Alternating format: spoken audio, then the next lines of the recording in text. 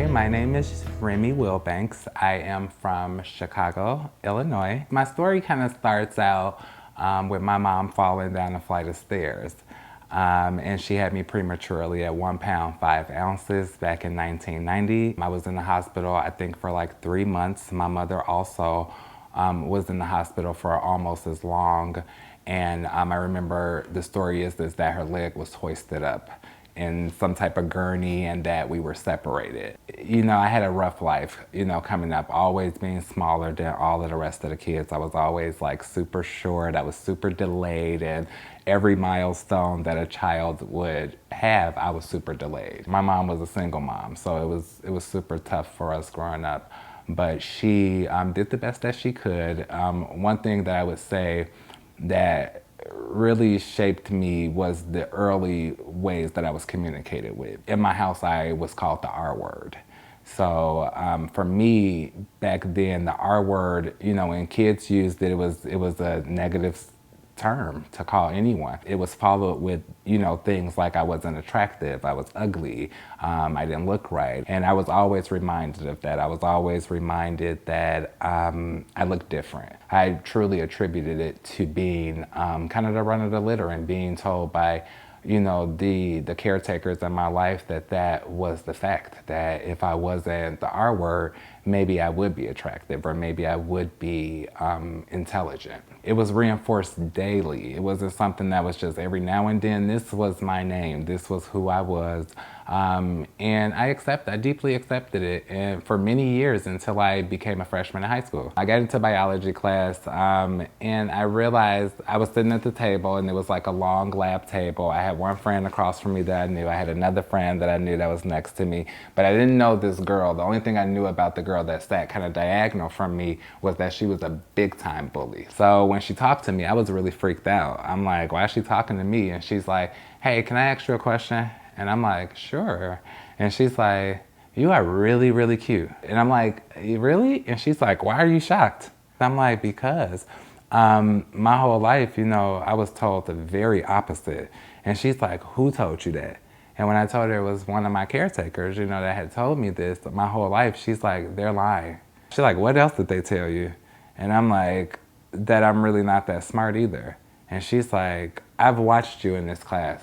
She's like, you know more than everybody, and it's biology. She's like, why would this person tell you this? I'm like, I don't know, I feel like it's the truth. And she's like, no, I've actually been watching you, and I've been wondering why you seem like you kind of stay to yourself. She's like, but you're real, real, real smart. And she's like, and I just want to tell you that you are really, really fine. And I just want you to know that. And whoever told you that is lying to you. And I think that you should really embrace the fact that you're like a bombshell. My teacher at the time overheard this, and I was known to be a very bad kid. I didn't do anything. I only took the test, and I always passed my midterms or whatever, but I never actually did the coursework. And so she's like, is that why you're so bad?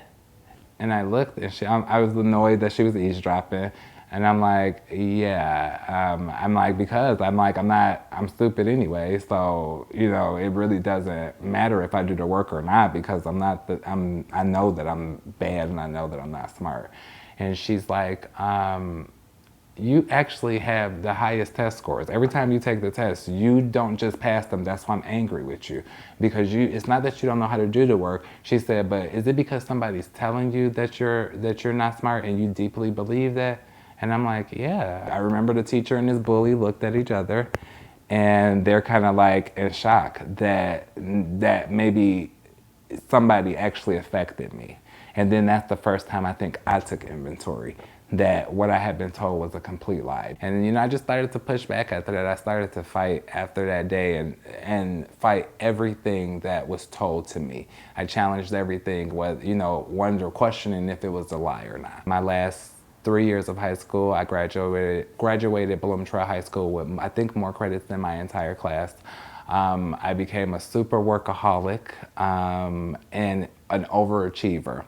And that was it was almost like I was playing catch up. I went and worked in plastic surgery. I went and worked in politics. I went and worked in the animal hospitals. I worked in psychiatry, and now I'm working at Howard Brown. And my whole life mission is to hopefully impact someone else. I look back at that time in my life, and it always helps me to, when I meet anybody who's down, out, anyone who's self-loathing or someone who's self-deprecating in any way, I always grab it and I'm always like, who told you that? Many of my employees will come to me and say things that are negative, that they believe about themselves, and I'm always challenging that, and I'm always reminding them of that bully in my life that told me the truth. So I always tell them, challenge anything that doesn't fit. If it doesn't fit, if it doesn't flow with who you are or who you want to be, let it go and rewrite a new story. Tell yourself, say it out loud, whatever it is that you do believe in about yourself. I lived so many years of childhood filled with being told a lie, being told that you're the ugliest, probably scum bottom of your shoe. And so now that I have a choice, when I believe as a child maybe I didn't have a choice, but as an adult, the way it has impacted me as a queer gay man is to show up with all my beauty and make no apologies for it.